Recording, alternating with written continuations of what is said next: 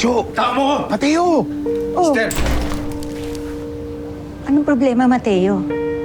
hanggang kailan ka magsisinungaling sa akin? Ano mga pinagsasabi mo? Ano bang dahilan bakit mo ako kinupkop? Bakit mo ako nilayo sa pamilya ko? Bakit mo ginagawa lahat ng to? Hindi kita maintindihan. Hindi mo ako maintindihan. Sister, bakit hindi mo sinabi sa akin? Nakilala mo si Ruth. Sister Rebecca Regala.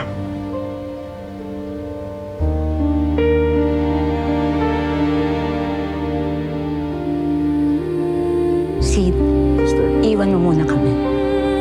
Sige na. Sure ka, sister? Oo.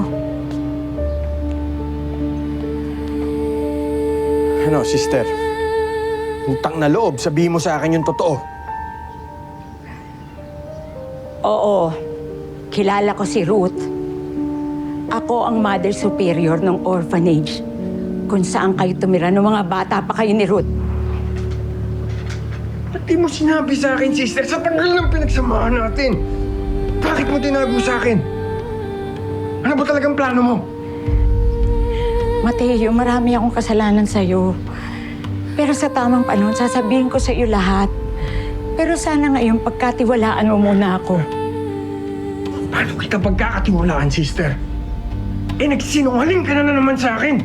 So, hindi pala alam ni Mateo tungkol sa kaso mo? Pati tungkol doon sa asawa niya, nagsisinungaling ka pa rin? Ate, pwede wag ka muna makialam dito. Hindi ka kasali rito.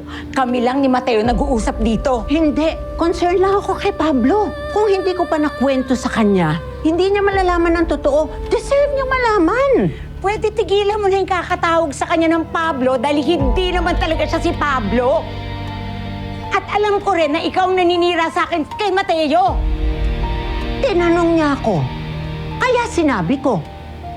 Kesyo dinaldal sa akin ni Ma'am Naomi o hindi, ang punto dito, sister, nagsinungaling ka.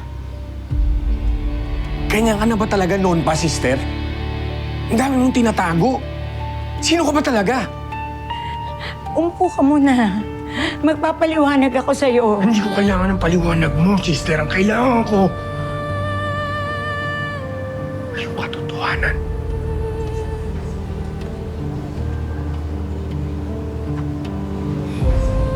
Mateo! Mateo, magpapaliwanag. See? Lumalayo sa'yo ang mga taong malapit sa'yo dahil sa pagsisinungaling mo? Bakit ba ang hirap sa'yong magsabi ng totoo?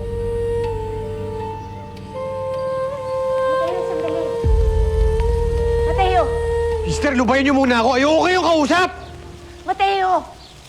Sister, sinabi ko... Kuis, Eman? sama ng mukha mo, Kuis ah. Bad trip ka? Oo. Kaya huwag mong kulitin.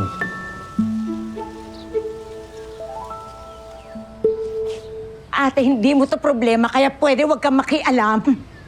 Problema ko rin ito. Hindi lang ni Mateo. Dahil nagsisinungaling ka rin sa amin ni Mama. Ha? Ano pinagsasabi mo? Ayan ka na naman eh. Anong nangyari kay Pablo? Bakit mo naman gusto lumayo kay Sister Beckham? Hindi siya nagsasabi ng totoo sa akin eh. Ang bilis mo naman magduda sa taong sumagip sa'yo. Bakit ako magtitiwala sa taong nagsinungaling sa akin, ha? Eh baka naman madami din dinadala yung tao. Ah, bakit ba ang dami mong alam? Bakit pa ulit-ulit ang tanong mong yan? Hindi pa din ba obvious sa'yo?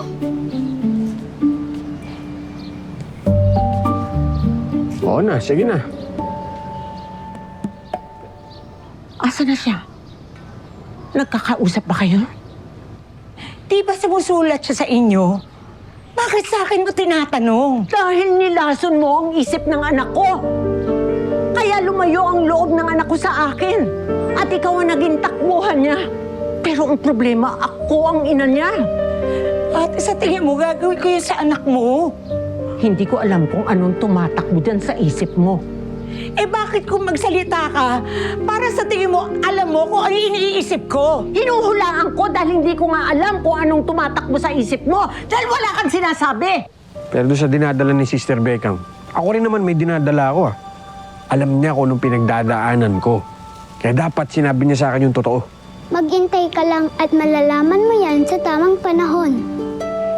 Ang dami ng lumipas na tamang panahon na dapat sinabi niya sa akin yun.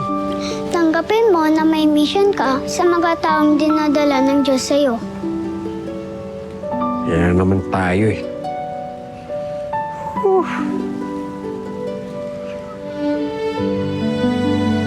Batang mukhang Santo Niño. Bakit naman ako magtitiwala sa'yo, ha? Sa akin? Kasi ako ang best friend Eman mo.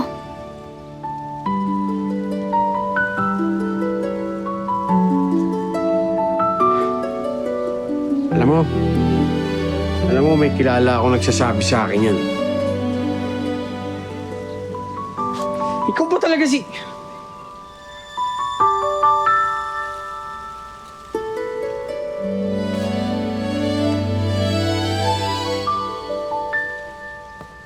Pero hindi lahat ng iniisip mo, ibig sabihin, tama! O anong gagawin natin? Habang buhay na lang tayong maghuhulaan na parang Pinoy henyo? Hindi ba pwedeng the less you know, the better? Hindi! Alam ko na meron kang hindi sinasabi tungkol sa anak ko! Ang kulit mo! Wala akong alam! Alam mo! Hindi ko alam! Oo nga alam! Hindi ko alaman! Hindi ko alam ate! Hindi mo sa akin! Huwag ka lang makulit! Hindi ba talaga kayo titigil na dalawa sa pagbabangayan?